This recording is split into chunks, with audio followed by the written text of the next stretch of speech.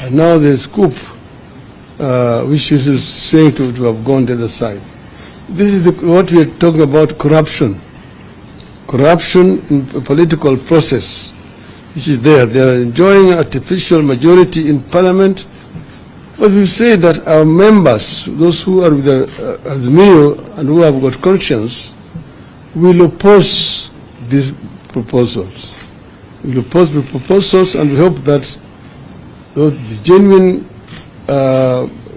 Kenya Kwanza members, who also have got the interests of ordinary Kenyans at heart, some who still feel about the hustler which they used, will see the fallacy of trying to introduce these measures here, and how these measures are going to hurt ordinary common man, whom they say they are going to assist through a bottom-up approach.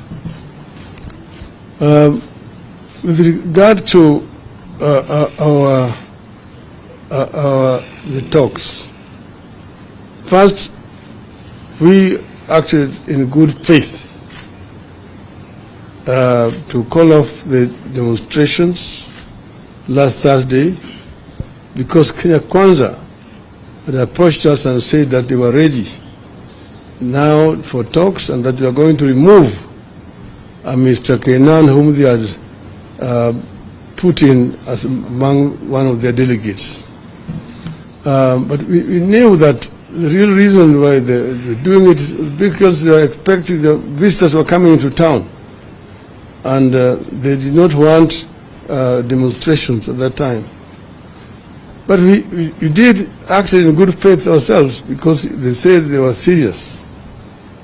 Now we are seeing signs of reluctance.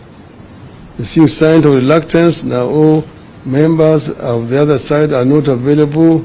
They don't have a quorum to begin the discussions and so on. We have given them today and tomorrow. We have said that the talks must start in earnest on Wednesday. And if the delegation is not ready by Wednesday, we will treat that gentleman's agreement as cancelled. And we will then now explore other options available to us as Azimio. Do you have any question?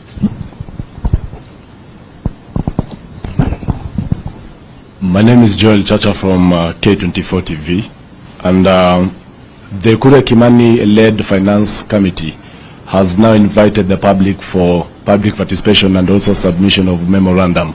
That is the deadline is actually on 20th of May by 5 p.m. Are we likely to see also Azimio maybe submitting a memorandum on the same, and as well urging its supporters to turn out and also participate in this particular process? This press statement is itself already a notice to our members that we as Azimio are opposed to these proposals, and we are therefore urging all our people, members of the public, to participate and express their views, their opposition to these measures. We are waiting because, there's a workers' organization in this country which will be leading in this process. But we see the workers' movement is completely silent. We saw them on Labor Day talking and not even demanding any increase in salaries for the workers. It seems that the workers' movement has gone to bed with this regime. But we just want Kenyan workers to unite. We will continue to defend the right of Kenyan workers in the absence of an effective trade union movement that represents them. Thank you very much. Shortly we shall be circulating copies of the statement to you. Thank you for coming.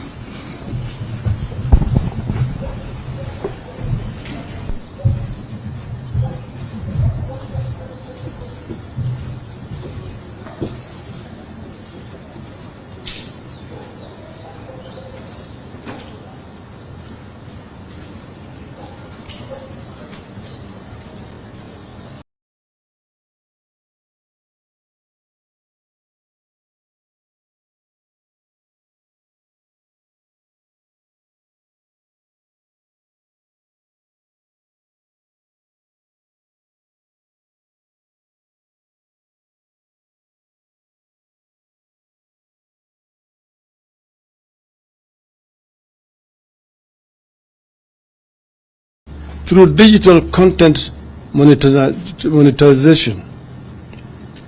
From paying zero tax currently, a creative youth who creates a digital platform or content will now be required to pay 15% tax. As a country, we will be killing innovation and leaving our youth with too few options, if any. We will not support this proposal. This tribunal. A proposal is being made that in the event of a business or an individual who has a dispute with the Kenya Revenue Authority over tax owed, that individual or company will be required to deposit 20% of the disputed amount with the KRA before the matter can be heard by the Tax Appeals Tribunal. This is another aspect of illegal borrowing by the regime. It is open to abuse by rogue KRA officers. It will affect cash flow of companies. We oppose it. 6. Taxation of reimbursements, that is per diem. Out of the blues, Kenya Kwanza want to tax money paid to officers on duty at 30%. How then do those officers meet their expenses? Since when did reimbursements get to be treated as income? We find this requirement extremely punitive. We oppose it. We've known that this per diem was being paid by people to be spent to defray expenses wherever they are traveling. And those costs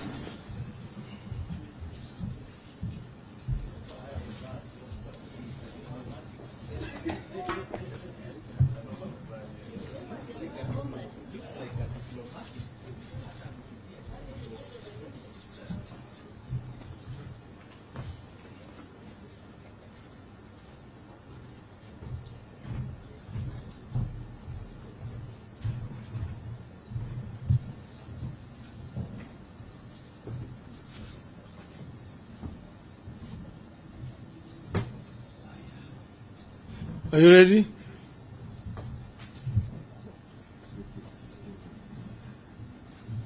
You are ready?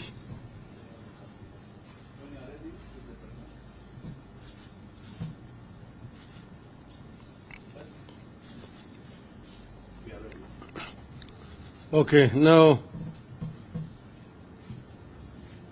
gentlemen of the media, this is Azimio's statement on Finance Bill 2023-2024.